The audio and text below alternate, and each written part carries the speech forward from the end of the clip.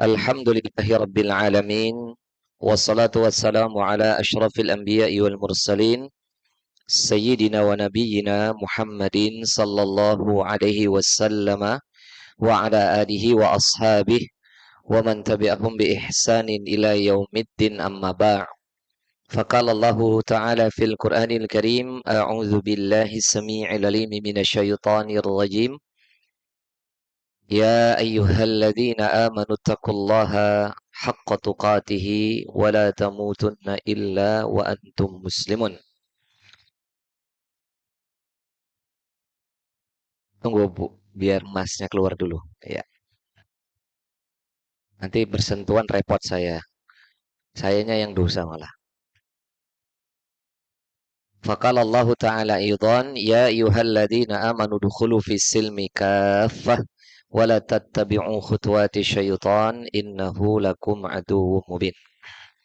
Ayuhal ummahati fillah wa akhwati fillah rahimani wa rahimakumullah jamaah yang dirahmati oleh Allah. Wabil khusus kepada Eyang Suharti beserta keluarga. Alhamdulillah pada kesempatan di pagi hari ini di awal bulan Rabiul Awal, tepatnya di tanggal berapa ini? 7 ya. 7 Rabiul Awal. Ya. Sahih, kita berada di tanggal 8 Rabiul Awal. Anda salah. Kita alhamdulillah berada di tanggal Rabiul Awal. Kita bersyukur kepada Allah diperjumpakan dalam majelis ilmu ini yang kita berharap semoga amal solih ini menjadikan Allah Ta'ala mencurahkan rahmat kepada kita, barokah kepada kita. Dan semoga Allah juga memberikan segala kebaikan dalam kehidupan dunia dan akhirat bagi kita, keluarga kita, dan kelak anak-anak keturunan kita. Amin Allahumma amin. Berikutnya yang kedua, salawat beriring salam tercurahkan kepada qudwah hasanah kita Nabi Muhammad sallallahu alaihi wasallam, yang kita juga berharap hanyalah kepada Allah semoga kita ini senantiasa memperbanyak salawat kepada beliau, mencintai sunnah-sunnahnya hingga kelak kita membersamai beliau di syurganya tanpa hisab dan tanpa adab. Amin Allahumma amin. Jamaah yang dimuliakan oleh Allah, sebelum kita lanjutkan pembahasan Kitabul Jami di bab Babuz Zuhdi wal Wara', kita ini masih melanjutkan bab zuhud dan wara'. Pembahasannya masih hadis pertama tentang halal, haram, dan syubhat, dan nanti diikat dengan masalah qalbu, hati. Sebelum kita lanjutkan, ada hal yang kami akan sampaikan di sini yang belum kami sampaikan, yang sudah kami sampaikan di tempat lain, tapi di tempat ini belum. Tentang apa ini? Hikmah di mana Allah Ta'ala menghadirkan bulan ini. Begini jemaah, saya akan katakan menjadi su'ul adab. Ya, adabnya nggak bagus. Adabnya buruk bagi seseorang yang dia mengharamkan kaum muslimin mengingat lahirnya Nabi Muhammad Sallallahu Alaihi Wasallam. Ya, perkara nanti mengimplementasikannya bentuknya seperti apa itu nafsi-nafsi sendiri-sendiri. Tapi kalau ada orang yang mengharamkan kaum muslimin mengingat lahirnya Nabi Muhammad SAW, ini betul-betul su'ul adab sama kanjeng Nabi. Loh, lucunya, kalau dia mengharamkan lahirnya, mengharamkan ingat kita mengingat lahirnya Nabi SAW di bulan ini, di bulan Rabiul Awal. Kok dia itu tidak lupa hari lahir anaknya? Bahkan dirayain happy birthday tuyul, happy birthday tuyul gitu. Ya, anniversary pernikahannya dia rayakan. Nanti dikasih statusnya barakallahu lana. Semoga Allah memberkahi kami di pernikahan kami yang kesekian. Cret. Status. Semoga kita semakin samawa ya, Beb. Wes. Wong teko. Teko ngono. Tapi mengharamkan orang yang mengingat lahirnya Nabi Muhammad SAW. Perkara nanti mau diperingati atau mau diacarakan apa, itu monggo kaum muslimin. Bagi Anda yang mau memperingati kemudian buat acara tertentu, monggo. Ya, saya mungkin kita ada yang berbeda. Ada yang tidak, ada yang memperingati buat acara pengajian. Kalau saya setiap diundang peringatan acara Maulid Nabi, saya datang saya. Diundang kok, pemenang makan-makan itu. Teko saya. Pengajian nomor 1. Lah aneh orang hari ini tentang dirinya, tanggal lahir anaknya, tanggal lahir istrinya, ulang tahun pernikahannya, orang tua ingat kabeh. Tapi masa dia mengharamkan diri dan orang lain mengingat lahirnya Nabi Muhammad SAW? Ini kan aneh ini. Berarti dia sama sekali diragukan tauhid dia, keimanan dia kepada wa asyhadu anna Muhammadan abduhu wa rasuluh. Bahwasan dia katakan bersaksi bahwasan Nabi Muhammad SAW adalah hamba dan utusan Allah. Ini kan aneh. Nah, terus bagaimana dia mempelajari sirah Nabi kalau dia tidak mengingat lahirnya Nabi Muhammad SAW? Nanti akan saya jelaskan penjelasannya. Kenapa ini harusnya kita wajib mengingat lahirnya Nabi Muhammad SAW? Masalah nanti mau diacarakan, mau acaranya seperti apa itu monggo kaum muslimin. Bukan hak kita untuk melarang mereka, membenarkan kita, atau kita membenarkan bagi kita misalnya memperingati monggo, bagi kita yang nggak memperingati yang monggo. Tapi kita wajib ingat bulan Rabiul Awal ini bulan lahirnya Nabi Muhammad Sallallahu Alaihi Wasallam. Ulama khilafiyah, entah itu tanggal 10, entah tanggal 11, entah itu tanggal 12 Rabiul Awal. Ini wajib kita ketahui jemaah. Masa lahirnya Nabi Muhammad, Nabi kita tercinta, kita ndak mau tahu? Wong teko UTW. Oh, itu kan aneh itu. Justru para ulama sepakat ketika Rasulullah SAW di hari itu, Yaumul Isnain, di tanggal 12 Rabiul Awal, kita sepakati mengambil pendapatnya para ulama adalah tanggal 12 Rabiul Awal. Kita sepakati itu. Karena ulama masyhur mengatakan 12 Rabiul Awal. Walaupun ada yang mengatakan tanggal 10. Oke lah. Taib. Kita sepakati mengambil pilihan 12 Rabiul Awal. Ya. Harusnya apa kata para ulama? Sikap kita sebagaimana hari itu. Seluruh penduduk bumi kala itu. Alam semesta ini bahagia lahirnya Nabi Muhammad SAW. Karena hari itu adalah hari di mana sebelum Nabi SAW dilahirkan, puncak kezaliman tertinggi di muka bumi ini. Syirik sedang tinggi-tingginya, kezaliman sesama makhluk sangat tinggi-tingginya itu. Lahirlah Nabi Muhammad Sallallahu Alaihi Wasallam. Dan kita wajib bahagia lahirnya Nabi Muhammad SAW. Wajib. Kita Muslim mukmin mencintai Nabi kok. Betul apa tidak? Masuk dilarang-larang kita mengingat. Misalkan ada yang melarang gitu loh. Nek ono sing larang banget itu tenan wis. Suul adab itu. Masalah mau diacarakan dan tidak itu kan permasalahan yang beda. Fahamin ya. Itu masalah yang beda. Mau diacarakan, mau dibuat pengajian, mau dibuat apa, itu masalah tersendiri. Dan itu monggo kaum muslimin. Pahamin ya, walaupun di para sahabat tidak pernah mengadakan itu, para tabi'in, tabi'in, tabi'in nggak pernah.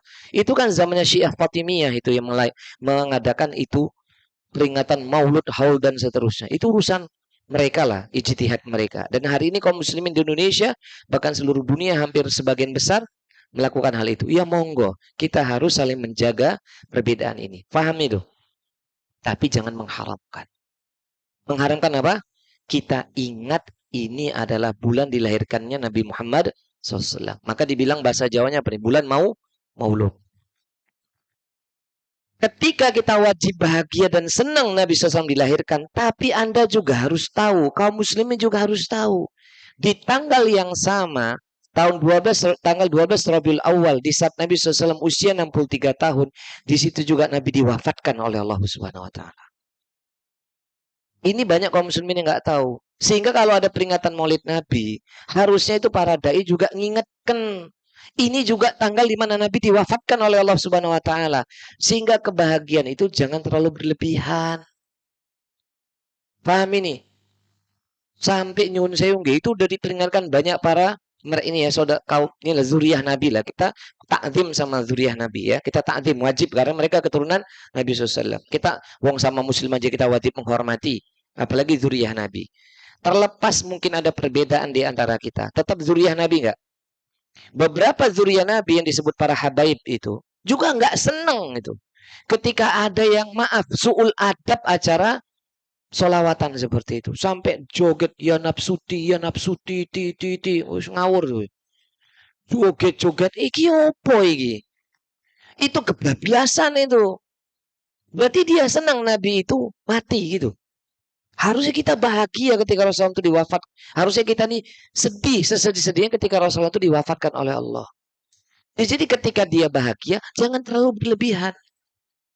Karena dia harus ingat, kita harus ingat. Nabi juga diwafatkan di tanggal yang sama. Sehingga boleh kita ingat, boleh kita ini bahagia.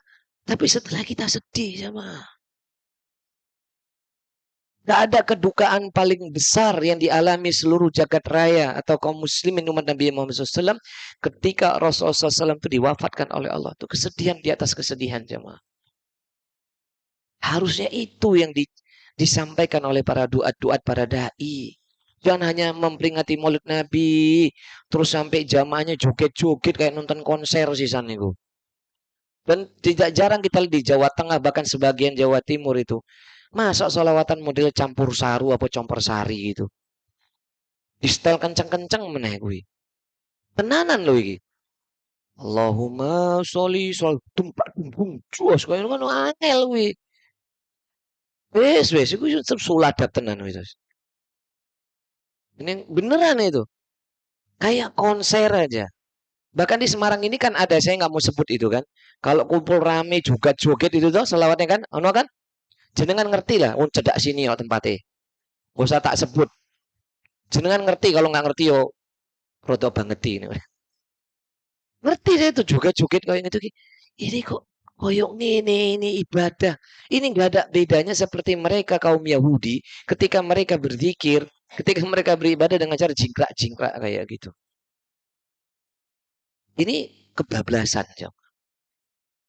Paham ini? Lah, apa hikmah yang bisa kita ambil dari dua kasus ini? Dari dua kejadian besar ini. Lahirnya Nabi SAW, maulid Nabi Muhammad SAW, dan wafatnya Nabi Muhammad SAW di tanggal yang sama. Kalau wafatnya Rasulullah nggak ada yang khilafiyah. Apa hikmahnya? Bahwasannya ketika Allah menciptakan kebahagiaan, bersamanya beriring kesedihan. Itu yang Anda harus ingat. Ketika Allah Ta'ala hadirkan kebahagiaan dalam hati seorang hamba, Allah juga membersamainya adalah kesedihan. Ketika pun Allah Ta'ala menciptakan kesedihan, bersamanya juga ada kebahagiaan.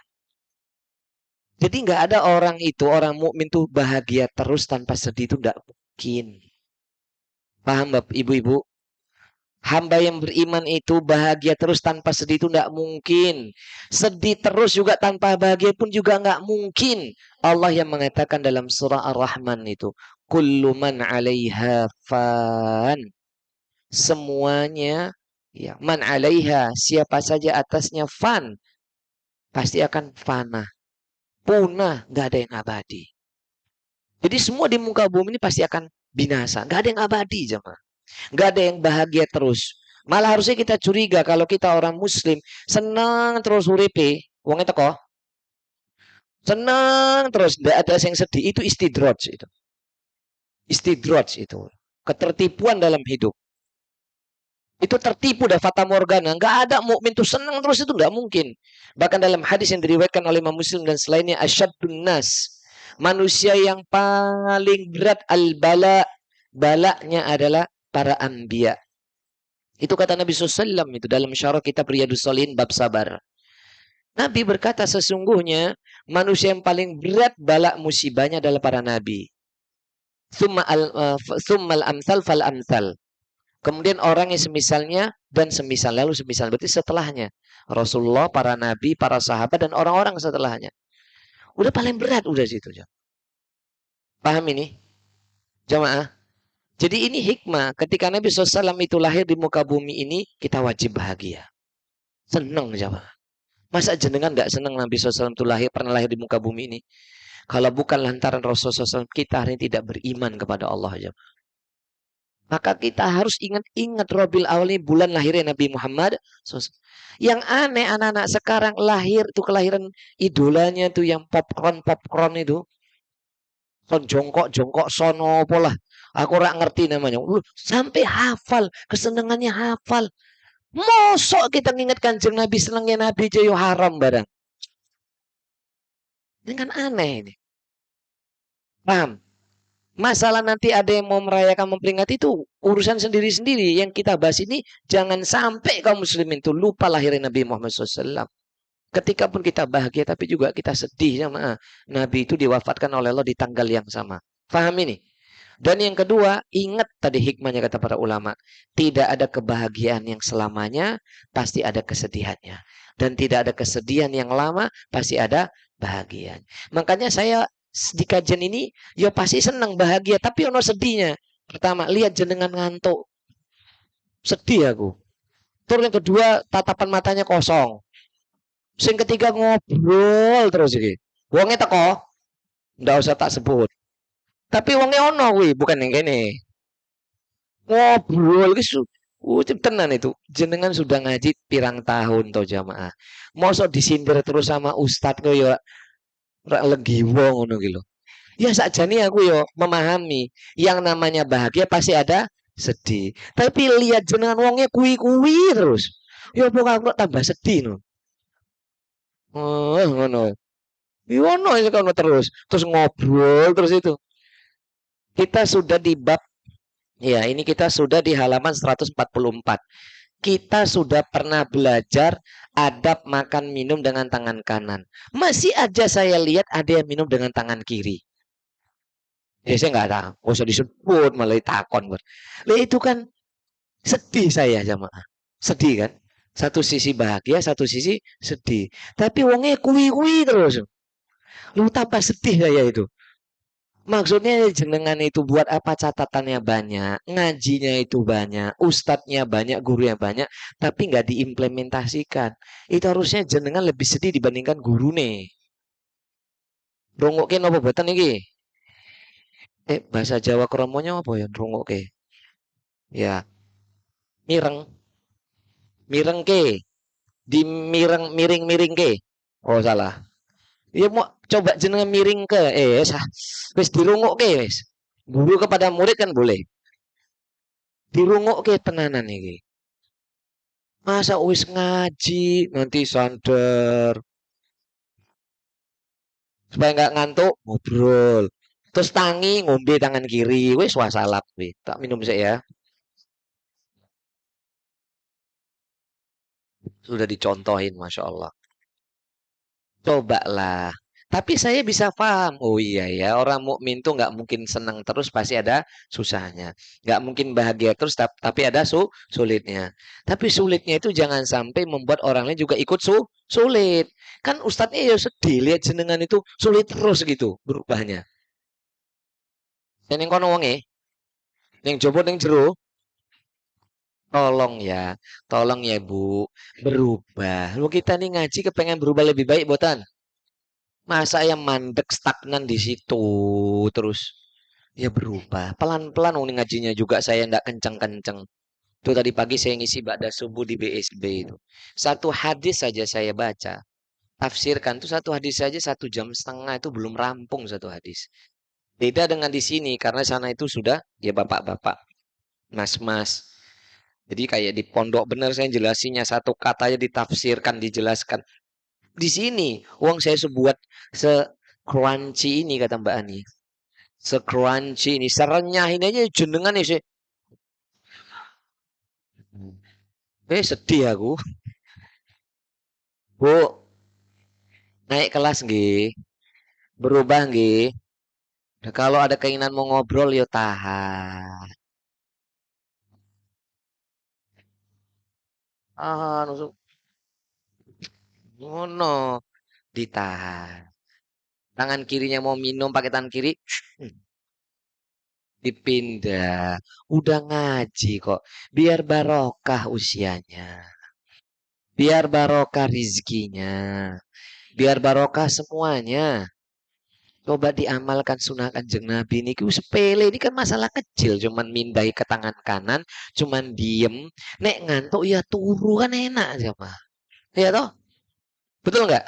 Daripada ngobrol mending tidur. Turu kabeh baru tak tinggal mulai. Mencolot sekokono mungkin aku ya. Ora iso lewat soalnya. Paham ini? Tolong dimengerti ya.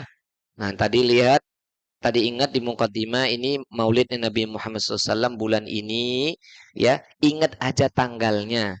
Tanggal lahirnya, tanggal wafatnya, kita bahagia, kita senang, tapi juga kita sedih. Jangan dilupakan itu. Kita nggak ingat tanggal lahir semua orang, bahkan tanggal lahir anaknya nggak akan ditakon besok dia berakhir. Mbak Ani itu nggak akan ditanya besok sama Allah di yaumul akhir. Ani, kenapa kamu nggak ingat tanggal lahirmu? Ora ditakon kuwi. Tanggal lahir anakmu ora ditakon.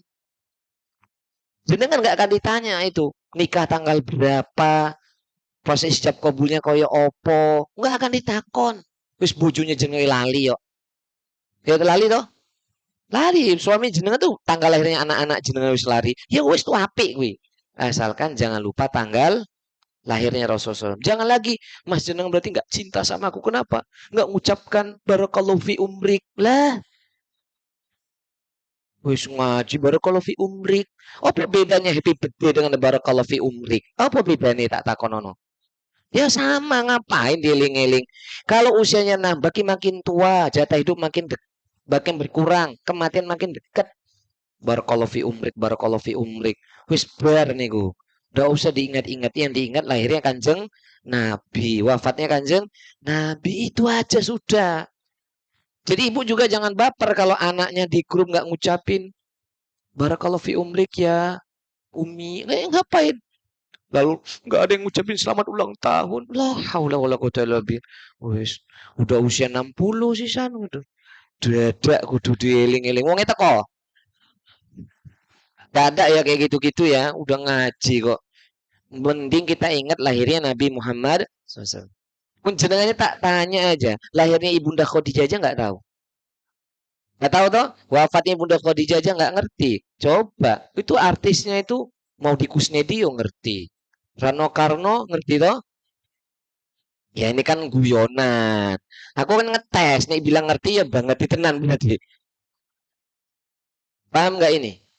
Kok tua banget aku mau di Kusnedi. Rano Karno ya tahun berapa itu? Jangan ngetok-ngetok kayak tua ngono Salahuddin. Ya aku kan nonton TV lah piye. Itu kan zaman biyen saya masih SMP itu nonton kayak gitu.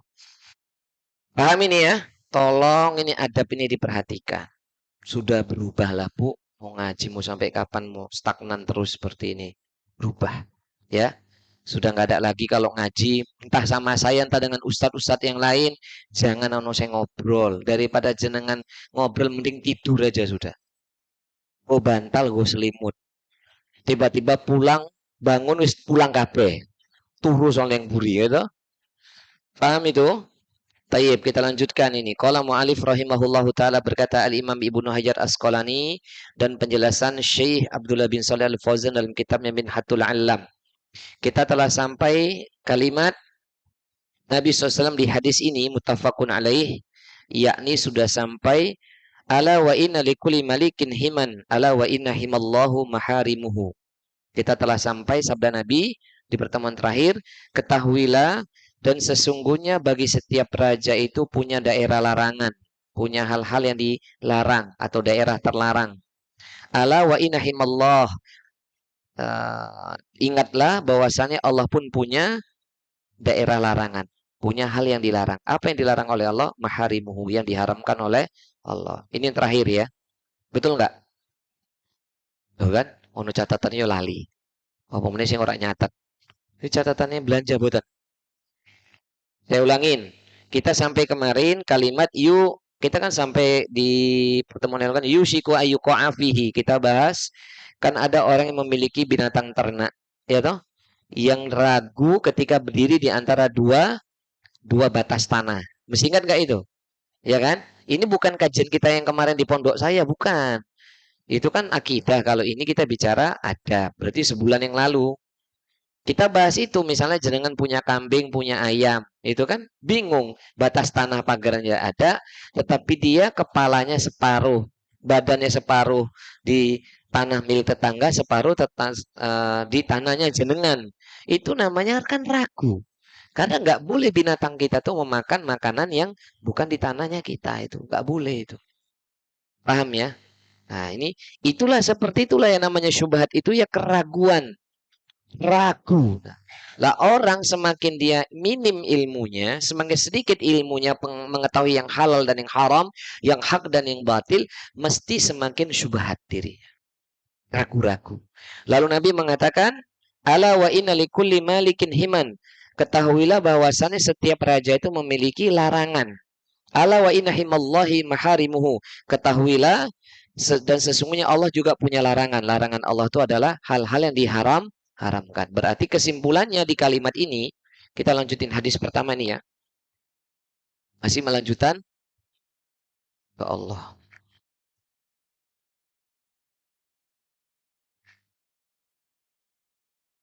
Habis pakai gue. Apa? Yang merah? Yang merah aja ya.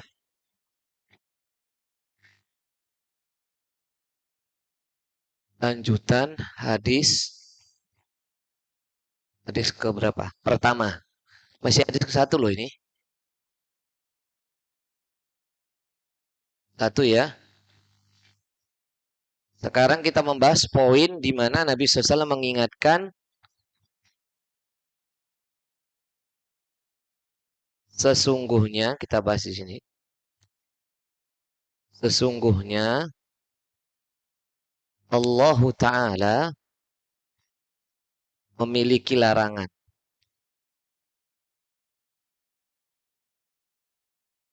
Apa larangan itu? Maharimuhu. Yang diharamkan. Semua yang diharamkan oleh Allah. Semua yang diharamkan. Nah ini adalah poin pembahasan kita. Jadi semua yang diharamkan oleh Allah Ta'ala itu, sebagaimana setiap raja punya larangan, Allah Ta'ala juga memiliki larangan. Nah semua yang diharamkan Allah Ta'ala ini, saya akan jelasin ya Ibu. Yang diharamkan Allah ini banyak. Banyak ya. Tapi banyaknya tidak lebih banyak dari yang dihalalkan.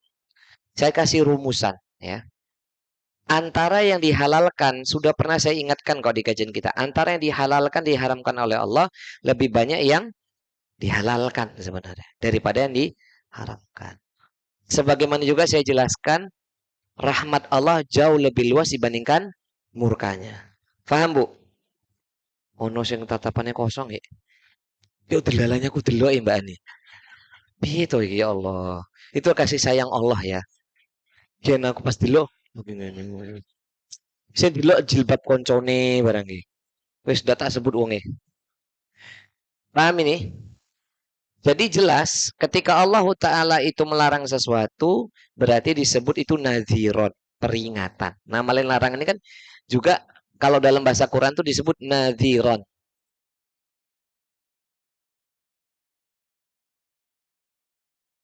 Nadhiron, peringatan. Nah, setiap yang diharamkan oleh Allah, setiap yang diharamkan oleh Allah Ta'ala, itu ada disebut nadhiron dan nama lainnya, peringatan. Dan kalau Allah memperingatkan atau mengharamkan, berarti ada ancaman. Jadi peringatan itu berisi ancaman.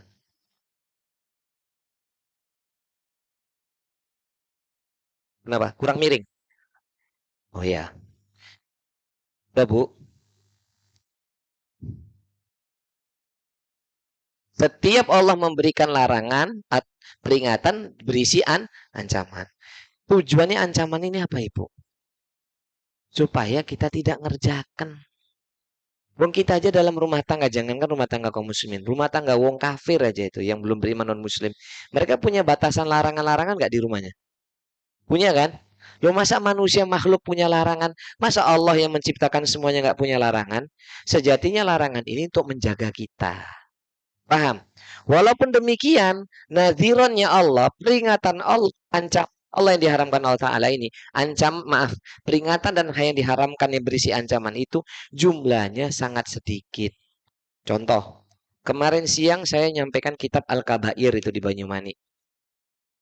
Itu saja ya, kalau dihitung-hitung, mungkin total ayat dan hadis paling banyak 500 sampai 600 wis. Wis tak hitung paling akeh 1000, padahal 1000 ndak ada. Apa itu Ustaz Al-Kabair? Dosa-dosa besar. Isinya ada 70-an dosa besar. Berdasarkan Al-Quran dan hadis-hadis. Paham ya? Kalau saya hitung itu paling jumlah total 500-600 Quran dan hadisnya. Paham ini? Wis tak bonus ke jadi sampai 1000. Al-Quran itu berapa ayat? 6.600-an ayat. Hadis Nabi SAW itu 300.000 hadis. Kalau dosa besar isinya hanya 1000 saja. Kita ngambil Quran. Quran berapa isinya? 6.600. Berarti masih sisa 5 ribuan. Padahal nggak ada 1.000 itu, Qurannya cuma dikit, hadisnya yang banyak. Kita ambil aja lah hadis Qurannya 1.000 sudah wis. Sedangkan Quran 6.600 tambah 300 ribuan hadis. Total berarti 306.600 hadis, anggap begitu. Yang diharamkan 1.000 misalnya. Berarti kasih sayang Allah lebih luas enggak? Kabar gembiranya lebih luas, banyak enggak? Ya iya, gitu loh maksud saya. Maksudnya, ketika pun Allah menyampaikan basyirannya banyak, kabar gembiranya banyak, yang dihalalkan banyak, yang diperingatkan juga diperhatikan gitu loh maksud saya. Bukan juga disepelekan. Justru yang kecil, yang sedikit ini, kita lebih ringan menjalani hidup ini gitu loh. Paham maksud saya? Misalnya dosa besar 70, ya sudah 70 aja. Ojo dilakukan. Dari syirik sampai nanti misalnya dosa besar yang lain. Ada 70, banyak itu. Dan utamanya dosa manusia dengan manusia itu lebih banyak. Wes ini dijauhkan aja sudah. Selamat hidup kita. Paham? Paham ya maksud saya ya? Karena ada ancaman. Dan ancamannya itu ya siksa kubur, suul khotimah, neraka. Yo gampang gitu loh. Ya kan gampangnya ditinggalin aja sudah. Paham? Misalnya riba, itu dosa besar loh itu. Ojo dilakukan meneh, di kajian lagi. Ustadz iki lho. Nyindir terus. Wong itu kok di kajian wis gibah barang iki. Gurune sisan di gibah. Wis wasalam wis nah. Ki dosa gede lho kuwi. Kowe kon ninggalin aku yo angel itu loh. Paham ini? Udah tinggalin aja itu. Kan yang diharamkan, ada ancamannya. Paham ini, Bu? Paham ya? Nah, ini tinggalin. Baru kita akan membahas, ini nggak saya jelasin ya, pokoknya sudah ini peringatan Allah berisi ancaman. Ya, su'ul khotimah, ancamannya banyak ya. Dari su'ul khotimah, wis tak tulis wis. Dari su'ul khotimah,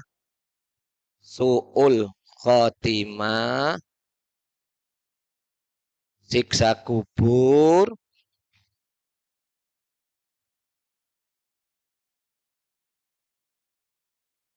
terus kemudian siksa hukuman dari kiamat, azab di hari kiamat, azab di hari akhirat, hari kiamat boleh, hari akhirat boleh, akhirat aja. Karena Bu, adab itu bermulanya dari sejak nanti berdiri di padang mahsyar, itu sudah diadab soalnya, ditenggelamkan dengan keringat, ya, pokoknya sampai nanti diadab di akhirat sampai dimasukkan ke dalam neraka, siksa neraka. Kita detailin lagi aja Lewis. Lah, ini kan berupa ancaman-ancaman, hanya 4. Selebihnya itu kan Masya Allah gitu loh. Paham maksud saya ya Bu? Loh kita ngaji ini kan menghindari ini sebenarnya. Betul apa tidak? Lah ngaji ki apa tujuannya? Lah ya ini, bukan supaya kita dikenal, kita rajin kajian. Kis, ngono. Bodong, ini barang nulis. Wong teko. Bukan, teko malah. Ya ini ngindarin ini, kita nih ngindarin ini. Lah makanya iki nadiron iki peringatan dari Allah berisi ancaman atau haram. Ya iki yang kita jauhi, termasuk nanti akhlak-akhlak tercela yang akan kita pelajari. Faham ini Bu? Nah, kalau sudah paham, karena fokus kita adalah bab zuhud dan warok, kita masuk masalah yang berikutnya. Masalah berikutnya ini adalah bahwasannya masalah ala wa inna fil jasadi mudghah. Kita akan berbicara masalah qalbu. Yakni masalah aktivitas jiwa atau hati ya. Nah, kita akan bahas ini. Kita akan bahas ini sekarang.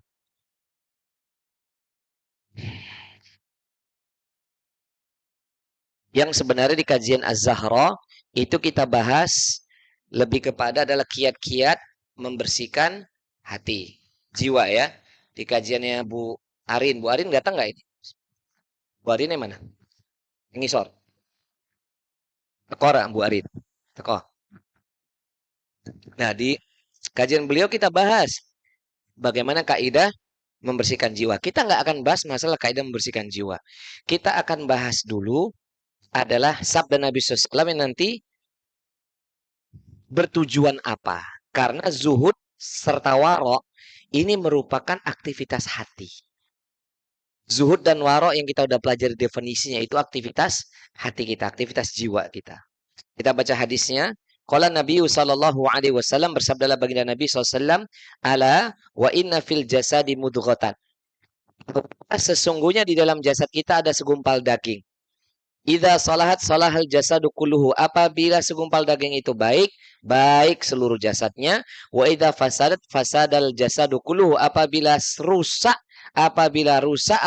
sakit, maka rusak dan sakit pula seluruh tubuhnya. Ala wahiyya qalbu. Ingatlah, segumpal daging itu bernama qalbuha, hati. Muttafaqun alaih.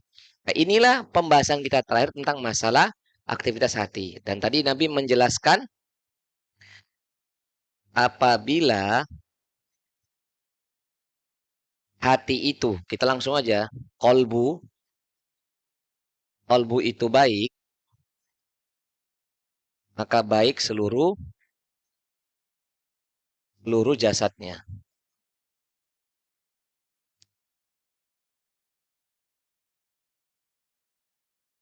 Sebaliknya, dan apabila kolbu itu buruk, apabila kolbu itu rusak atau bahasanya sakit, bahkan sampai mati,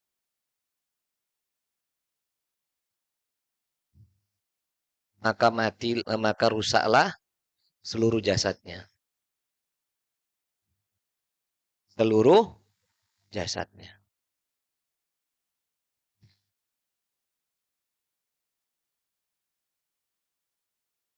Maaf ya tulisannya kurang bagus ya. Nah, Masya Allah.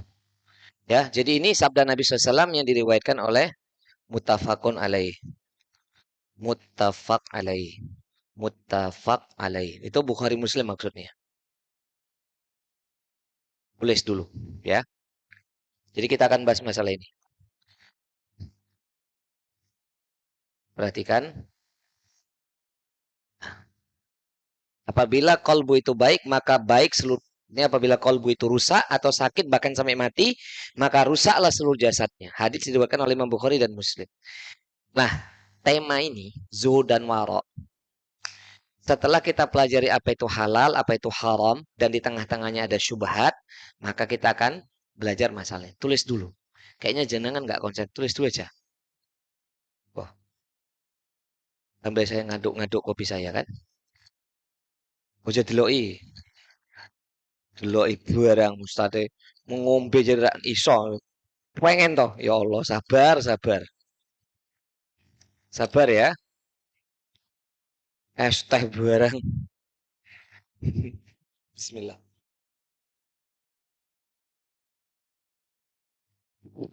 Masya Allah. Baik. Sudah belum? Kalau sudah, maka kita akan lihat di sini.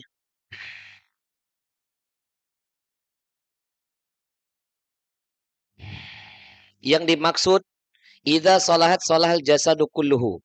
Apabila baik hati itu maka akan baik. Ya. Lah, apa maknanya ini? Kita akan tafsirkan. Ini saya akan hapus ya. Ini sudah ya. Kita akan hapus yang ini. Apa makna dikatakan kolbunnya baik? Ya, terima kasih. Kalau begitu kita bisa suara apa itu? Kolbun baik bisa dikatakan juga kolbun salim ya. Kolbun salim. Ya.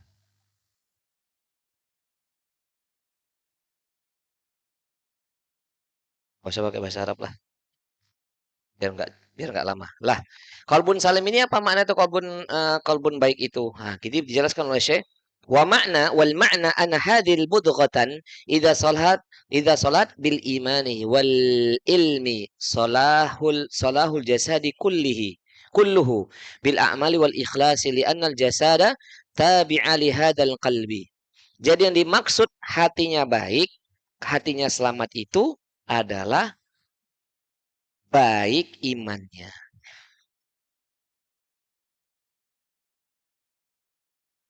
Nah, kemudian wal ilmi.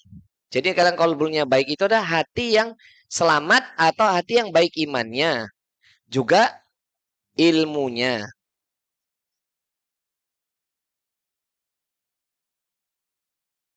Solahal jasadu kulluhu atau solahul jasadu kulluhu. Sehingga nanti karena baik imannya, baik ilmunya, baik seluruh jasadnya. Apa yang dimaksud baik seluruh jasadnya itu? Menghasilkan. Jadi kedua ini, dibilang kan baik jasadnya ya Bu ya. Paham ya baik jasadnya ini ya. Terhubung nih ke bawah. Apa yang dikatakan baik jasadnya di sini adalah bil a'mali wal ikhlas. Yang baik tuh amal perbuatannya, amal perbuatan dari lisan, Bu, tatapan mata. Kan ada orang lisannya apik tapi tatapan matanya licik gitu. Tatapan mata benci kan nggih gitu tapi tatapan matanya angel guys. Makanya itu makanya saya nggak berani lihat mata jenengan lama-lama karena aku ngerti. Sopo yang pura-pura seneng aku tahu saja nih gitu. Kudu nggih tapi tatapan mata ki ngremeh tenan kuwi. Oh no, ada nggak kita pernah lihat atau pernah kita lakukan tatapan mata kita tuh sebenarnya nggak suka sama dia. Sampai dari atas sampai bawah dilihatin. Astagfirullahaladzim. Tapi orangnya teko nggih. Wong Jawa tenan iki ya. Paham, Bu? Kemudian ikhlas.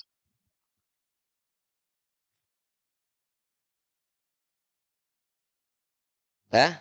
Jadi kalau yang dikatakan anna hadhil mudghatan idza salahat bil imani wal ilmi. Apabila baik tuh yang dikatakan baik hatinya tuh baik imannya, baik ilmunya.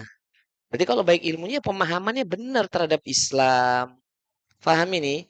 Bagaimana pemahaman terhadap Islam, berbagaimana pemahamannya terhadap ngajeni dan apa menghormati saling menjaga gitu. Baru dikatakan bil amali wal ikhlas sehingga jasadnya pun ikut baik. Amal perbuatan dari tadi tatapan matanya, lisannya, pendengarannya, tangan dan kakinya. Tapi nanti kita akan bahas loh. Besok akan ketemu di hadis ke-30-an nggak salah di kitab ini atau 20-an. Itu larangan peringatan melarang maksudnya peringatan untuk menjauhi akhlak tercela. Nanti kita akan nyampe itu. Judulnya gini babnya. Peringatan menjauhi akhlak tercela. Sampai nanti ada hadis barang siapa yang suka mendengar barang siapa yang suka mendengar pembicaraan suatu kaum yang kaum itu kata Nabi nggak suka itu didengar, maka kelak di yaumul kiamah telinganya ditusuk dengan besi panas. Oh, rungokke tuh yang nonton incret. Oh, jo dibaleni neh. Belum sampai wis tak elingke lho iki. Istighfar. Itu kata Nabi, barang siapa yang suka mendengar pembicaraan suatu kaum, yang kaum itu nggak suka itu didengar orang lain, maka besok dari kiamat telinganya ditusuk dengan besi panas. Nauzubillah sama nauzubillah min dzalik. Makanya gak usah kepo urusan wong liyane. Nggone kedatangan tamu pengen ngerti. Iya toh? Terus buka jendela sithik didelok. Sopo toh? Terus pura-pura nyapu ning teras. Ngrungokke. Pura-pura siram kembang. Lah kembangnya mati, disiram apa? Wonge teko. Astagfirullahalazim. Ora teko ya. Wis mulai. Astagfirullah. Lah ngopo kuwi angel-angel. Setiap tamunya tonggo teko kepengen ngerti. Terus pura-pura bersih-bersih padahal pura-pura bersihin selokan padahal selokan baru kemarin sore kerja bakti wis selesai. Ngapain dia di situ? Ini contoh saya nggak tahu ono porak saya nggak ngerti. Pura-pura ngambil sapu, pura-pura nyiram tanaman, padahal tonggone ngerti 6-15 menit yang lu nyiram tanaman. Nyiram meneh coba. Nek mati be tanaman nih. Gara-gara temennya, tetangganya kedatangan tamu. Terus kadang-kadang juga kepengen tahu apa suaminya, tangganya mau pergi sama suaminya. Mau kemana jeng? Nek sekali dua kali tidak apa. Setiap mau keluar rumah ditanya, mau kemana toh? Suami jenengan mau pergi dengan siapa? Ya Allah, suami wong liyan diperdulikan. RT bukan RT aja nggak boleh kayak gitu kok. Paham ini? Wong eta kok. Ora ono, ngertinan we. Mau kemana jeng jengklet ngono. Itu coba bayangkan. Paham itu. Jadi kalau orang itu baik hatinya, itu amal perbuatan tadi. Matanya yo apik, telinganya yang nggak kepengen denger urusan orang, lisannya apa meneh, tangan kakinya juga ini. Hari ini mungkin mulut nggak nggak ngapa-ngapain, tapi tangannya nih loh. Tahu nggak, Besti? Tahu nggak? Tak foto yo, nyo nih wonge gitu. Nggak ngomong tapi tangannya masak gitu. Paham itu? Kan gemes aku. Wes ngaji gitu. Koyo ngono bareng. Badanku juga ikut goyang ya tadi. Saya maksudnya nggak rencana loh untuk menyampaikan ini. Mungkin tersemangati karena ibu-ibu di sini tuh ya kebanyakan koyok ngono kuwi. Saya nggak bilang jenengan. Ibu-ibu secara general, secara umum. Nek jenengan tersinggung ya alhamdulillah. Paham ini? Kadang update status, saya udah sampai update status pakai dalil sekarang untuk membenarkan nafsunya. Itu nggak boleh itu. Kemarin siang saya dilaporin, Ustadz ada sekarang jamaah pakai dalil surah Al-Mulk, yakni berpergianlah kamu berjalan di muka bumi ini dan makanlah apa yang kalian makan. Jadi untuk membenarkan kulineran berjamaah pakai dalilku yo salah itu. Update status terus mangan neng warung dicetret pakai dalil backsoundnya. Dalil metu. Jalan-jalan menikmati kuliner pakai dalil. Itu salah itu. Gak boleh kalau memang alasannya mau makan, yo nggak usah pakai dalil-dalil semangan misalnya wis. Ini dalil Quran dicomot untuk membenarkan nafsunya dan keinginan. Kok ini aneh itu. Kalau memang baru belajar, nggak usah bawa-bawa dalil. Apalagi nyindirin orang. Nih ya, rungok kayak gue ya. Walaupun dikasih tanda tagar, save reminder, rungok no, kasih dalil. Innalhamdulillah, pokoknya apalah cara apa. Itu nggak boleh. Jadi kalau orang hatinya baik, dia aja nggak kepengen nyindir siapapun dengan statusnya sendiri. Nah kalau dia update statusnya untuk dirinya sendiri toh, bukan untuk nyindir wong liane. Paham ini? Ada yang pernah tahu?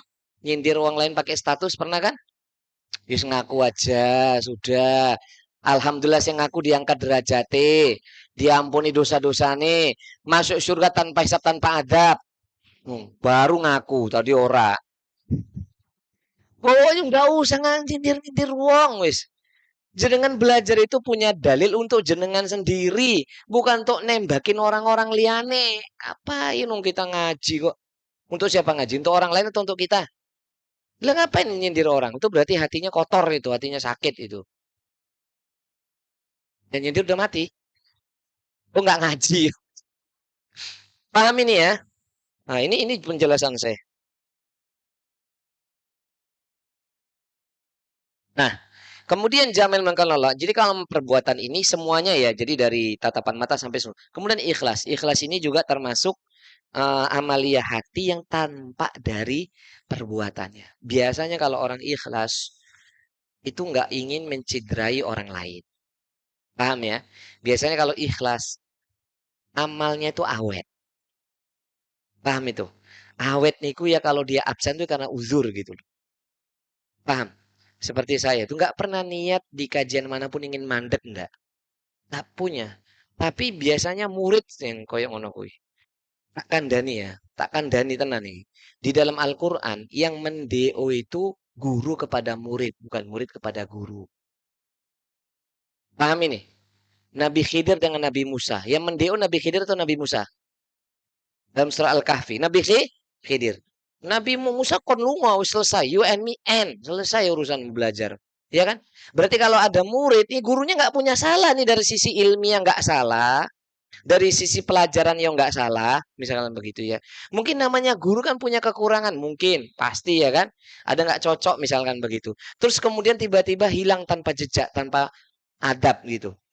Di DO, Ustate, nggak ngajar mana. Itu soal adab menyelisih Al-Quran. Tak kandani, wis. Rungoke. Ustadznya menyelisih sunnah. Lah kamu menyelisih Quran malah. Wajib yang misalnya saya nggak mau ngajar lagi di sini. Itu haknya saya. Wes saya nggak bisa ngajar lagi. Itu saya. Bukan murid. Pantes itu murid ilmunya nggak barokah ya karena itu seenaknya aja ketika dulu butuh jaluk-jaluk. Wes sekarang ora butuh ora ngubungi angel kuwi. Wonge ono kathah wis akeh. Banyak wis orang.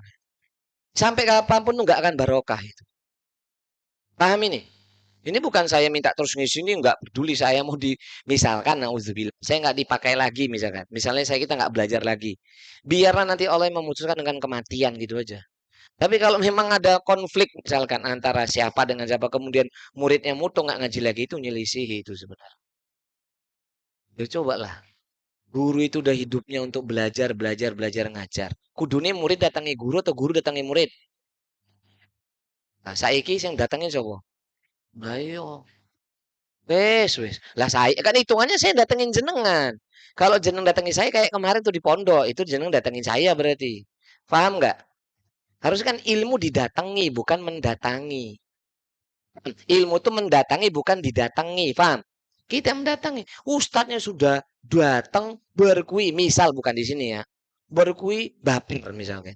Wis orang ono kabar pedot kajiannya. Wis suul adab itu. Itu berarti hatinya kok kotor, nggak ikhlas. Paham ini? Ini tak ingatkan. Memang ada kajian saya itu sampai dari saya belum nikah sih nggak saya. 14 tahun. Saya usia pernikahan 16 tahun. Iya, 15 tahun usia pengajian saya itu ada loh jemaah. Nah, pedot-pedot kecuali saya pada saatnya ke Jakarta itu. Hampir setahun. Misalkan. Itu Masya Allah itu barokah itu. Contohnya di Al-Azhar, di Hidayatullah itu. Itu 15 tahun usia kajian kami. Jalan itu setiap bulan. Dulu sebulan, sebulan 2 kali. Sekarang sepekan sekali. Ngaji selama itu ngaji itu ikhlas. Karena nggak ada urusan pribadi ya muridnya kalau misalnya saya tahu muridnya punya salah nggak pernah saya bawa-bawa itu dalam kajian paham gitu ya urusannya sendiri wong dia salah ya sudah nanti kan sama-sama diperbaiki kan gitu siapa sih manusia nggak punya salah betul apa tidak ya justru kalau muridnya salah ya menang bisa doain bisa mendoakan nah, nasihatin pelan-pelan dan tidak saya nasihatin di kajian itu pribadi walaupun pas materinya ngepaskan ya sudah maunya Allah itu bukan nyindir makna nih. Sampai ada yang pesan-pesan nanti kalau di kajian jangan disindir-sindir. Ya, udah suudon lagi sama Ustadz. Nah kalau materinya pas adab, rata-rata kan saya kalau nggak akidah adab. Nah kalau nggak mau tersindir, ya usah ngaji. Jangan mau cari orang yang lebih baik, sempurna mana ada di muka bumi ini. Paham?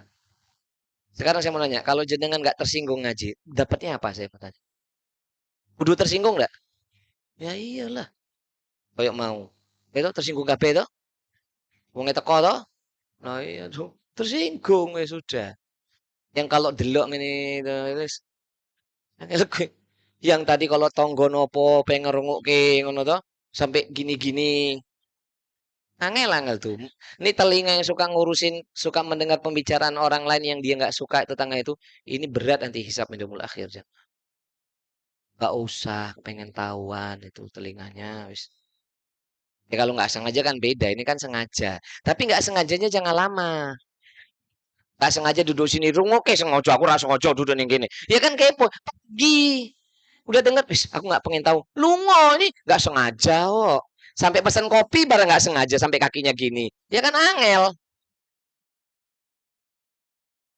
Wes wes. Ini adab tuh ngene jemaah. Pasti banyak menyinggung keseharian kita, ya toh? No masa nggak berubah-berubah? Berubah nggak? Insya Allah. Berubah ya. Ala wahya qalbi. Qalbun itu fahuwa al-maliku wal a'dau karra'iyatin. Ya. Jadi kata Syekh, hati itu bagaikan raja dari anggota tubuhnya. Jadi hati ini dijelaskan ini sudah Kemudian hati ibarat raja dan bala tentaranya, rakyatnya. Nah, hati itu ibarat raja dan rakyatnya. Yang raja itu siapa? Hati. Maka hati itu adalah ibarat raja bagi rakyatnya. Rakyatnya itu siapa? Bukan dan ini. Bagi. Rakyatnya berarti siapa? Jasad. Rakyatnya itu berarti jasadnya. Itu kesimpulan para ulama. Maaf jamaah, contoh-contoh tadi itu yang saya dari tatapan mata sampai kepengen tahu urusan itulah yang kita tidak sadari isi hati kita itu ya koyo ngono. Kalau hati kita kondisinya begitu berarti banyak penyakit itu sudah. Kalau hatinya sakit itu berarti kondisi imannya itu bermasalah ya. Paham ini? Paham ya?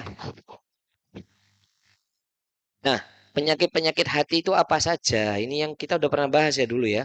Sudah belum? Sudah dong dari ujub sampai takabur. Penyakit hati itu jamaah qalbul mari itu loh, hati yang sakit itu dari ujub sampai takabur itu loh. Ujub, sum'aria, hasad, takabur. Sudah toh? Di sini apa di mana? Oh, bukunya udah ganti. Wis ganti buku nih. Alhamdulillah. Ini semester baru tah. Bukunya ganti semester baru berarti. Ya Allah. Enggak apa-apa tuh jujur saya suka itu daripada pura-pura itu. Jadi penyakit hati, ujub, tulis. Nanti akan sampai pembahasan. Ujub tuh sama dengan bangga diri. Saya nggak usah jelaskan ya. Pokoknya dulu pernah saya terangkan ini kita ulangi dikit. Penyakit hati atau hati yang sakit adalah ujub, bangga diri. Dua, sum'ah. Sum'ah itu adalah senang kebaikannya disebut-sebut. Senang kebaikannya disebut-sebut. Atau senang dipuji. Senang dipuji.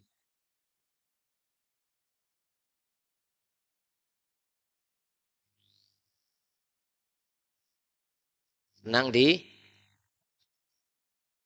Kemudian riak. Dalam kurung itu syirik kecil. Riak itu jelas pamer. Dalam kurung syirik kecil. Syirik ini riak ini dosa besar loh ya. Walaupun ini syirik kecil tetap dosa besar. Udah amalnya nggak dapat pahala, malah setelahnya bawa dosa. Auzubillah tsumma auzubillah min dzalik. Setelah riaknya nggak mau dibersihkan, nanti muncul hasad. Nanti kita akan bahas tuh masalah hasad akan ketemu nanti di hadis-hadis ini nanti insya Allah. Setelah hasad, nanti kita akan ketemu yang namanya al-kibru, sombong. Al-kibru dalam kurung takabur. Al-kibru garis miring takabur. Al-kibru dalam garis miring takabur sama dengan sombong. Sombong ini sifatnya siapa? Iblis, ya toh? Wah, wassalam dah itu. Sehingga kita harus tahu tingkatan ini. Seseorang tuh nggak akan mungkin sampai sombong kalau nggak ujub. Ujub ini gerbang pertama ini. Kalau sudah ujub pasti nanti ujungnya sombong. Nah, itu penyakit hati. Terus hati yang mati. Itu tadi kan ini ada kalbun salim. Sekarang kita akan bahas mana nih ya? Ini sudah ya. Sekarang kita ganti apabila kolbunya rusak. Ya, saya ganti ya. Paham ini? Kolbunya rusak. Bisa sampai mati gitu ya. Hingga mati. Kan tadi Nyun Sewu, tadi kan kita bahas kolbunya rusak berarti dari sakit sampai mati. Gitu kan? Tadi kan gini. Sakit hingga mati. Maka jasadnya juga ikut jasad rusak.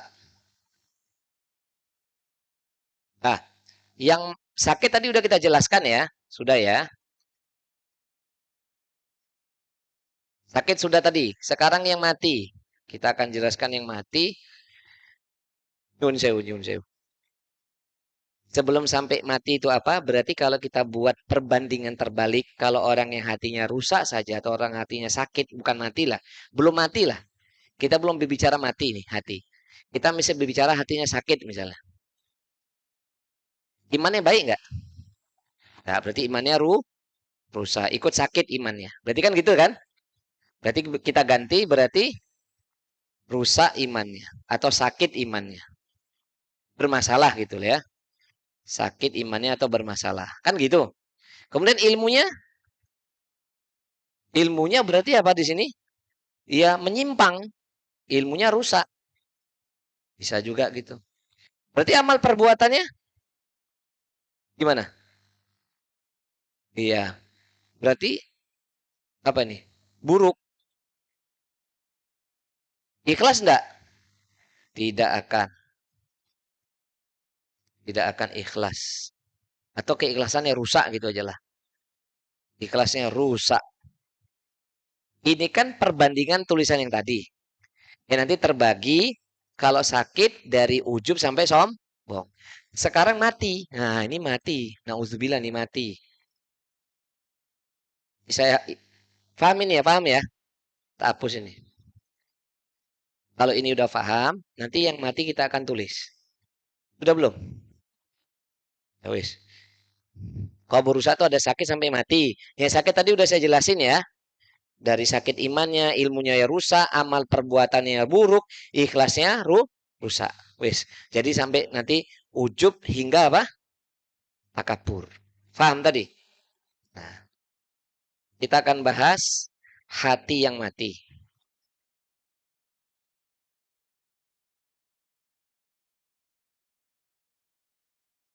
Kalbu yang mati itu apa? Berarti dia hati yang ada kesyirikan.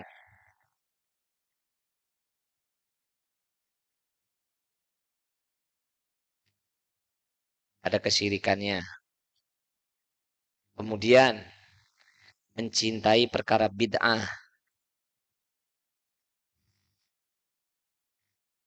Perkara bid'ah. Tahu bid'ah? Hukum-hukum baru di dalam Islam.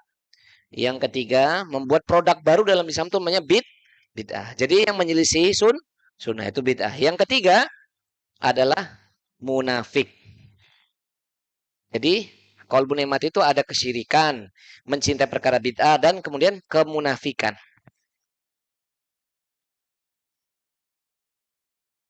Munafik atau munafik. Wis mati hati ya wis. Kalau hati sudah mati itu ya parah sudah. Sunnah dibenci, bid'ahnya yang dicintai. Sepanjang saya ngaji kan baru kali ini ngomong bid'ah toh. Ya toh? Pelan-pelan makanya. Apa itu bid'ah nanti kita bahas. Belum saatnya. Iki sik wae. Ya. Jadi kalau hati sudah mati itu ada kesyirikan dalam hatinya. Mencintai perkara bid'ah, munafik. Munafik ini melebihi iblis loh jemaah. Kalau iblis itu di neraka jahanam. Kalau orang munafik fidarkil asfalit, di dasar kelaknya neraka jahanam. Nauzubillah subhanallahi tadi. Ini loh orang munafik ini. Kalau munafik kan ngono tuh, di depan ki apik. Ya toh? Dalam hatinya angel gue. Nah, masih mau kayak gitu. Hmm.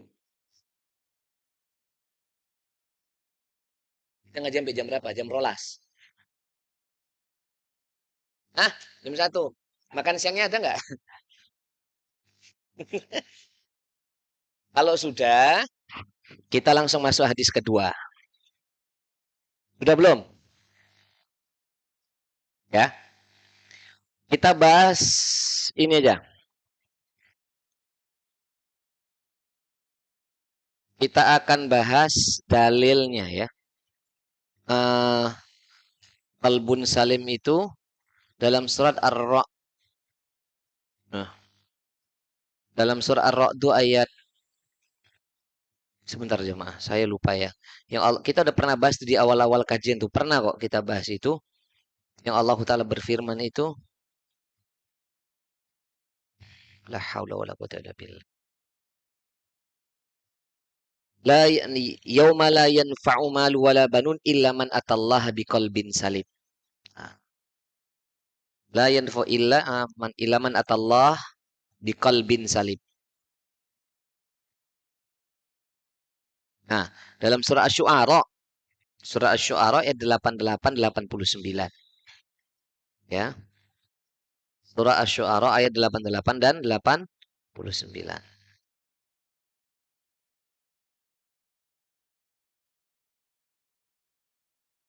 Ya, kita akan bicara sekarang dalil. Ini kan definisi ya. Ini kan definisi ulama. Sekarang kita akan berbicara dalil tentang kolbun salim. Ini sudah? Sudah ya? Dengan tulisan begini jenengan mudah paham nggak? Kecuali yang tidur. Sudah ya?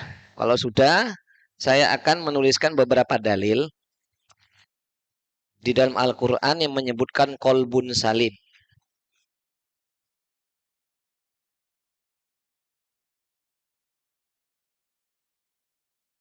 Ya,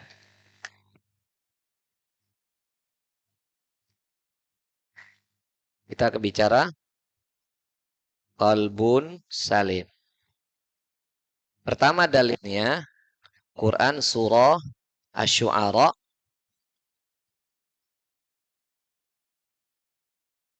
Syu'ara ayat 88 hingga 89. Di sana Allah mengatakan yauma la yanfa'u malu wala banin. Hari di mana hari itu hari tidak bermanfaat lagi malu wala banin, harta-harta dan anak-anak.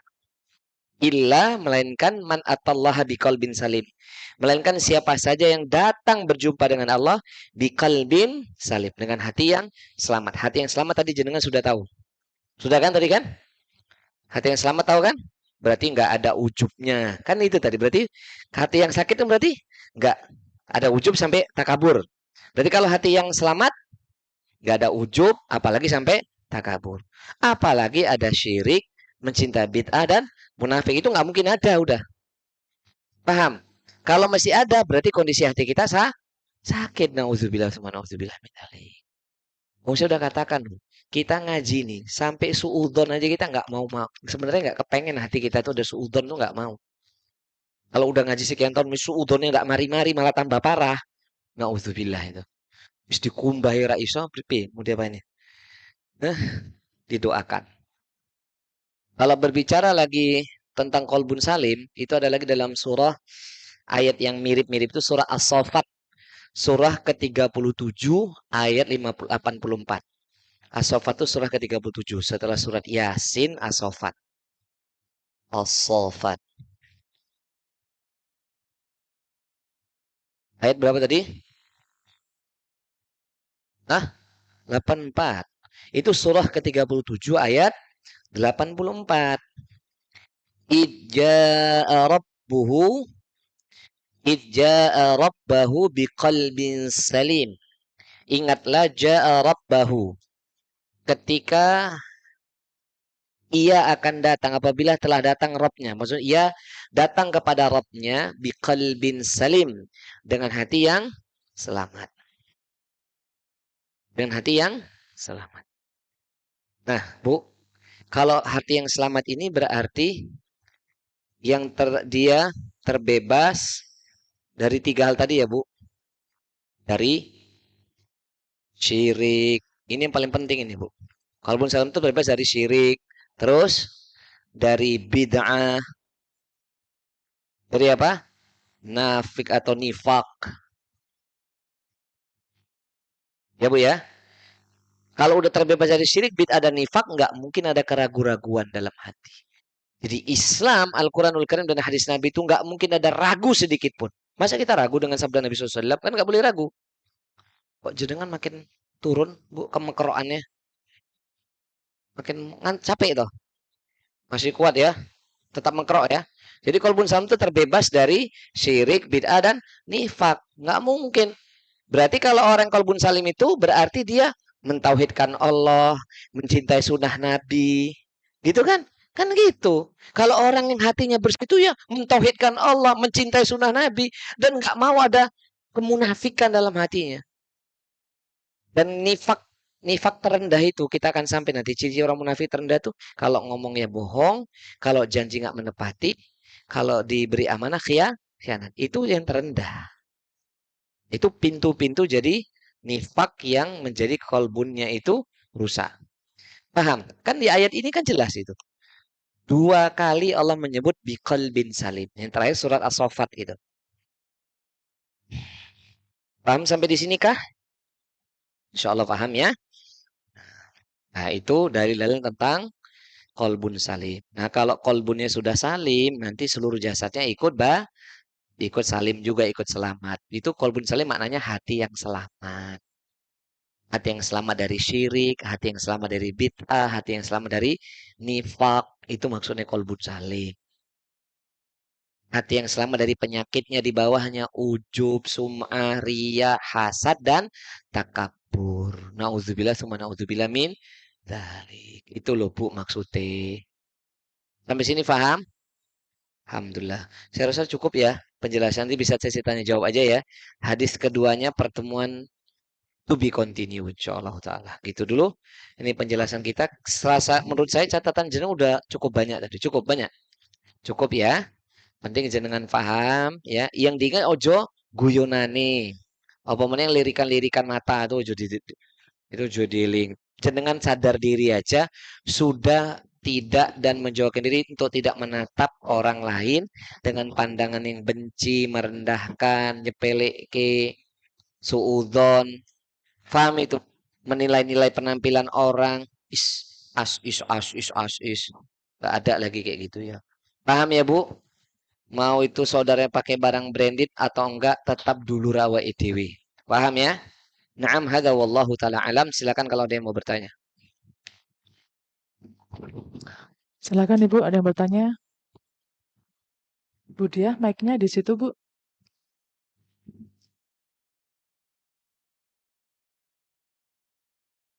Kalau ada, silakan. Jamaah di bawah, silahkan.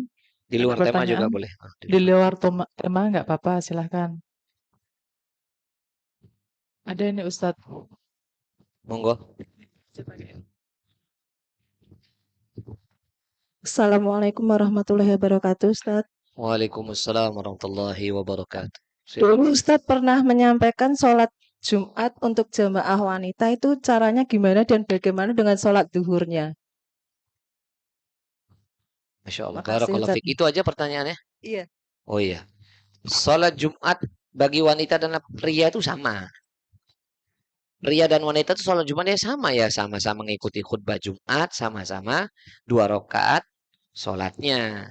Dan setelah wanita itu sholat Jumat tidak ada lagi sholat zuhur.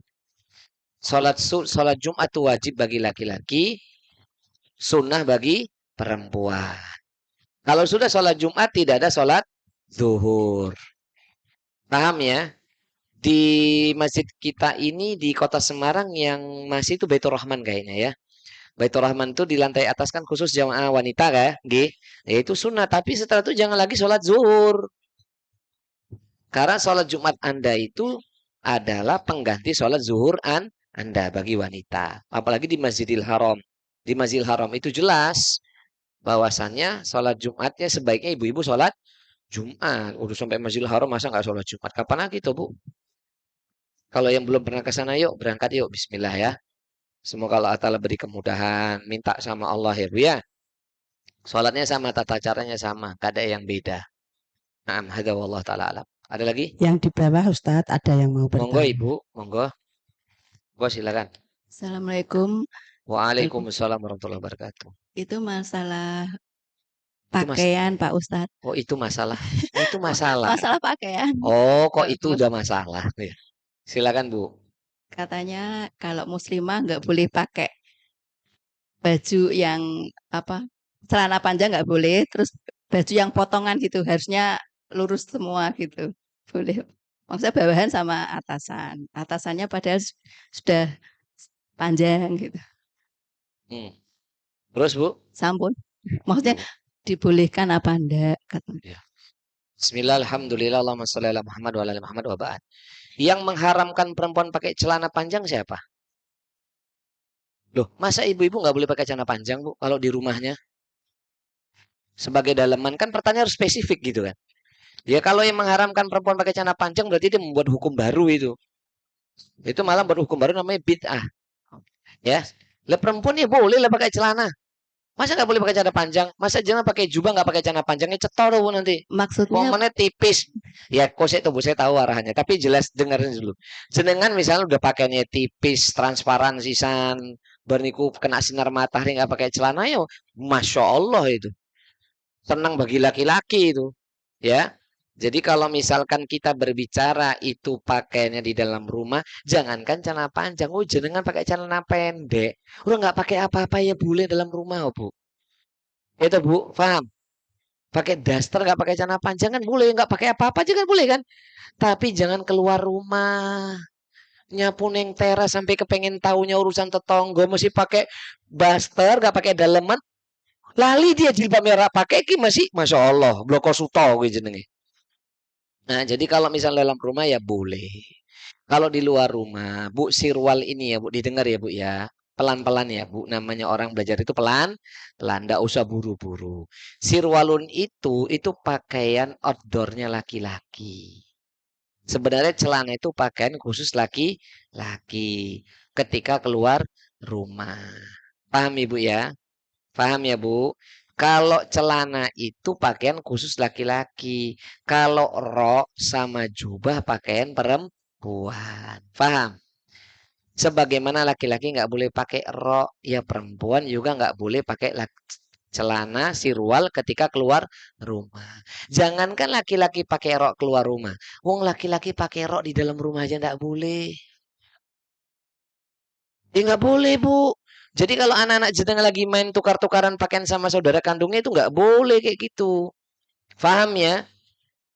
Ini malah kalau ada anak laki suka pakai rok itu wassalam itu. Nauzubillah summa nauzubillah min dzalik ya. Jadi kalau keluar rumah memang pakaiannya itu.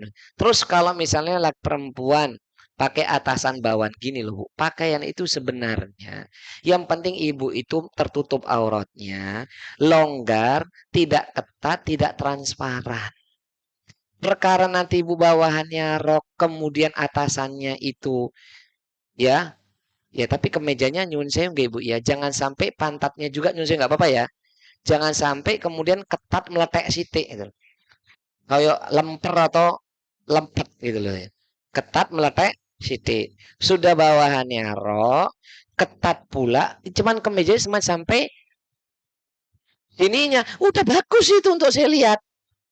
Kan marake saya jadi dosa tuh Bu. Kalau jenengan mau pakai baju belahan kayak tadi, mbok yo difikirkan.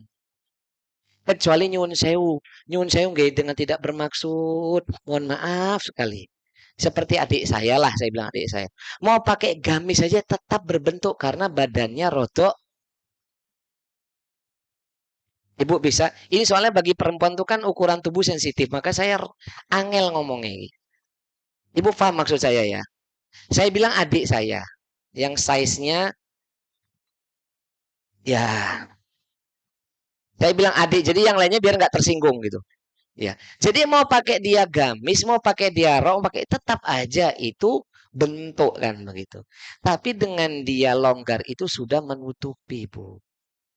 Paham ya Bu ya? Paham ya? Paham sampai di sini? Jadi kalau mau pakai rok ya monggo. Tapi kalau paling enak buat ibu-ibu ya sudah toh Bu. Langsung gamis itu. Tapi ojo jangan nggak pakai celana juga. Terus ya buat mbak-mbak sama ibu-ibu juga diperhatikan. Ketika panjenengan itu Anda itu naik kendaraan motor. Anda pakai jubah atau gamis atau pakai kemeja atau pakai belahan apa tuh? Atas opo jenengan ikulah. Misalnya dia pakai rok sama atasan itu loh. Ya, usahakan juga kalau naik motor ya dipakein jaket dalamnya atau apa namanya itu jilbabnya itu ditutupi jaket. Kenapa? Ketika jenengan niku cuman pakai dalaman tok sama baju jenengan dan jilbab, naik motor kena angin berbentuk. Kasihan matanya lanang-lanang. Kecuali jenengan sodakoh gratis. Paham maksud saya? Gak usah didetailin ya. Terus sing rumongso alhamdulillah sesuk berubah. Kalaupun gak ada jaket, ya jangan hanya maaf BH-nya tok, ya pakai kaos dalam supaya ketika naik motor itu nggak berbentuk jamaah. Yo kasihan kami lah ustadz meneh kasihan.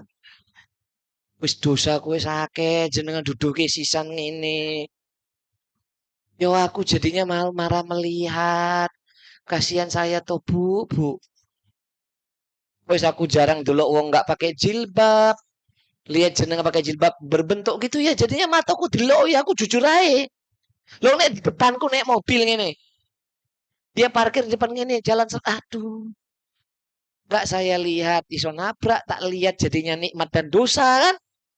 Kan repot Salahuddinnya. Ya saya jujur aja buat apa saya munafik barang. Paham ini? Bu ya jenengan juga jaga diri jenengan. Ngaten nggih Bu. Nek pakai celana, ya celana jenengan tuh mau kayak apa? Itu pakai laki-laki. Tapi kalau belum bisa ya nggak apa-apa, pakainya sing longgar. Ya, pelan-pelan ya Bu. Celananya sing longgar. Jangan sing jenengan tuh ya betul-betul membentuk lepat nama tuh. Matur suwun ya Eyang Ti ya. Koyo lepat barang gitu kan. Takutnya pas kemejanya pendek, pas dia maaf rukuk begitu ketok itu nih. Wis tak jelasin wis. Kan jadinya saya udah nikmat tambah dosaku meneh. Yo mesake ustate. Ya Bu, mesake wong liyane. Ini wong liyane mungkin nggak berani ngomongnya karena dia nikmati. Nek aku kan wedi tuh Bu. Walaupun satu sisi setan yang ngomong, seneng dasar kue seneng kok sholah ya. Setan yang ngomong ngono setan. Setan ini kurang ajar setan ini. Paham? Tapi iman saya ngomong ojo. Setannya rapopo. Ojo, rapopo. Kan setan yang ngono terus.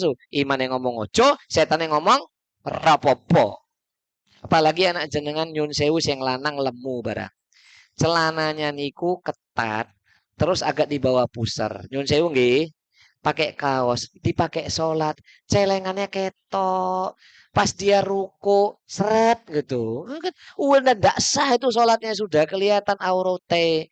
Makanya kalau nyunsai anak kita yang nauzubillah yang misalnya diberikan kelebihan seperti itu, ya Bu ya, ya pakai bajunya yang longgar pas sholat. Ini pakai gamis malah enak. Ya toh Bu. Iya, gitu ya Bu ya. Yang bertanya ngaten nggih Bu? Bukan jenengan yang ngisor. Yang ngisor pripun? Sampun Bu? Alhamdulillah. Tapi pelan-pelan ya, jangan kemudian pulang-pulang, Mas, pakaian celanaku haram gak bue. Jaluk gamis yang anyar. Siapa yang ngajari? Salahuddin. Pelan-pelan. Jangan buru-buru. Suami lagi rak didit, jenengan kon buru-buru ya sabar. Semua pelan-pelan. Ini kan berubah tuh ya pelan-pelan ya Bu ya. Betul ya Bu ya. Gitu loh kan. Alhamdulillah nggak usah buru-buru. Mau kemana buru-buru? Alon-alon mawon. Ada lagi? Assalamualaikum Monggo Ibu. warahmatullahi wabarakatuh. Waalaikumsalam warahmatullahi wabarakatuh. Satu pertanyaan ya Bapak Ustadz. Ibu Ustadz. Monggo Ibu. Ini akhir-akhir ini kan ada kegiatan senam. Kalau kita sebagai muslimah mengikuti senam itu diperbolehkan atau dihalalkan atau haram Bapak? Gitu aja sih. Wassalamualaikum warahmatullahi wabarakatuh. Saya minum kopi ya Bu.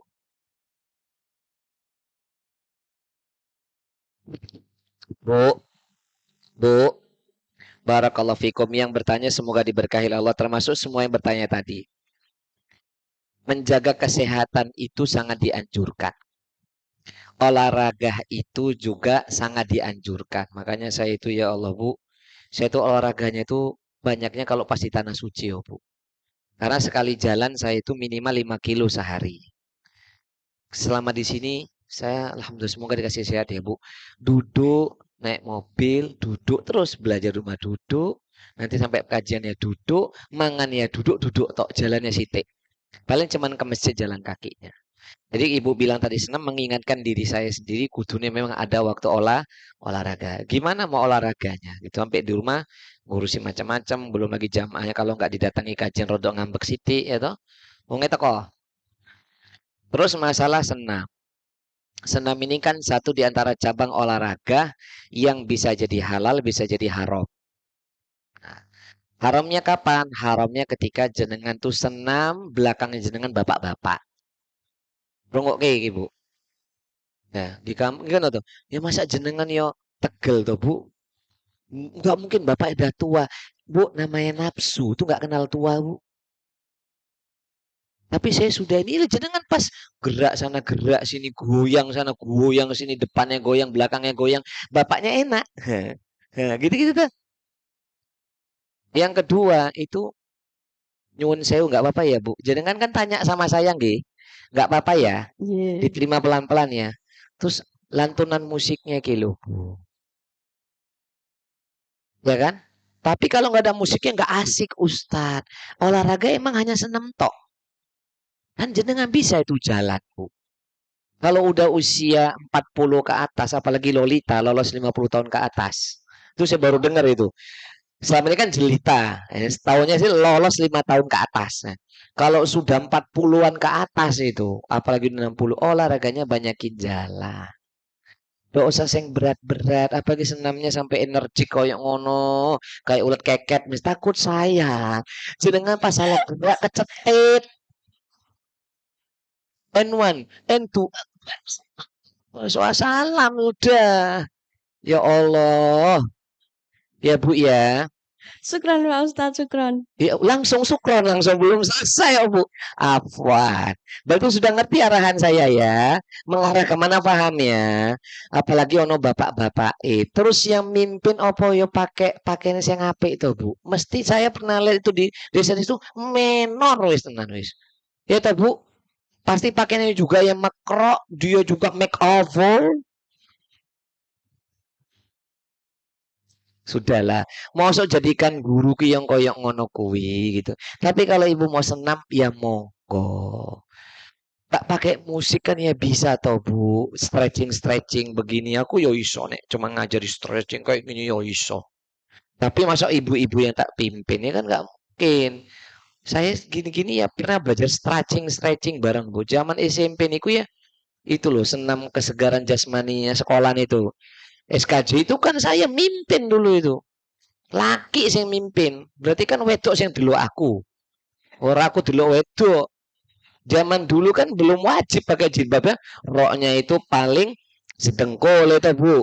Ngunya ketat gitu. Celananya laki-laki juga sedengkul paling panjang. Coba mimpin kayak gitu zaman ya Allah dulu nggak ngerti gitu. Paham ya Bu ya? Sekarang kan sudah Masya Allah sudah celana panjang, roknya panjang gitu tuh. Tapi rok panjang anaknya jenengan tetap pakai celana. Dia nggak pakai celana. Pas naik motor ngangkang sithik wis ketok kabeh dunia terang benderang gitu. Itu ya Bu yang senam ya. Nggak apa-apa ya. Yang terakhir ibunya, monggo barakallahu fiik. Assalamualaikum warahmatullahi wabarakatuh. Waalaikumsalam warahmatullahi. Saya mau menanyakan bagaimana menyikapi kalau kita kadang ada acara mauludan dan itu kadang disertai ada musik-musik kayak musik-musik kan enggak hanya kajian tapi ada musiknya gitu loh. Kayak rebana kayak gitu itu apa kita perlu datang apa enggak gitu. Itu satu. Yang kedua, kalau misalnya pada setelah kematian itu kadang ada kita diundang ada acara yang 3 harinan, 7 harinan, tahlilan itu 3 harinan, 7 harinan. Itu bagaimana sikap kita, Ustaz? Ya. Ya, Oke. Assalamualaikum warahmatullahi wabarakatuh. Waalaikumsalam warahmatullahi wabarakatuh. Pertanyaan Ibu ini pernah saya jawab juga beberapa tahun yang lalu itu. Ya pada saat itu mungkin ibunya tidak berangkat. Tapi saya jawab masalah apa jenengan ini? Pertanyaan Ibu perlu datang atau tidak? Kan pertanyaannya kan perlu datang atau tidak. Masalah perlu itu kan kembali ke diri sendiri tuh Bu. Kalau ibu merasa perlu ya monggo, kalau nggak perlu ya nggak usah. Kan ibu tanyanya perlu apa tidak, bukan halal atau haram kan mana toh? Nah jawaban perlu ya kembali ke masing-masing. Wong saya diundang maulidnya Isra Mi'raj dia datang loh, saya ngisi pengajian Mauidhah Hasanah. Masa saya nggak datang? Datang. Saya ngisi pengajian daripada saya ngisi pemahamannya Syiah, mending saya yang ngisi yang benar. Ya, Ahlus Sunnah wal Jamaah yang ngisi sejarah Nabi saya jelaskan kayak tadi itu bagaimana lahirnya Nabi, prosesnya, apa hikmahnya Nabi juga diwafatkan. Isra Mi'raj saya ceritakan itu naik ke atas, bukan hanya masalah sholat, dilihatkan isinya surga dan neraka, neraka isinya siapa saja, dosanya apa, saya jelasin, enak kan sudah. Itu ya. Jadi kalau acara Maulid Nabi SAW saya diundang, saya datang. Oh saya yang diundang, nggak usah Hasan. Kalau ada salawatan macam tak dedek-dedek, ya sudah saya dengerin aja sudah. Oh saya tamu undangan. Kenapa Bu? Ya kan ini saya dulu.